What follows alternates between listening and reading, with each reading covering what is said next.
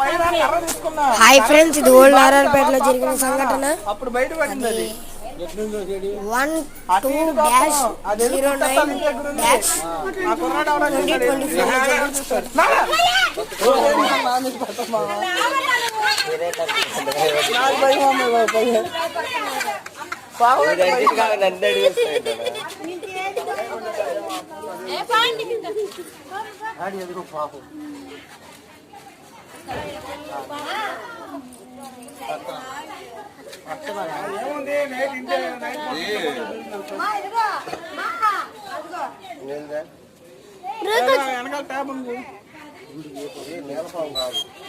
నీలపాము అయితే కాదు మావా, కాదు కట్లు పాము అన్నా. నీలపాము అయితే పచ్చగా ఉంటుంది.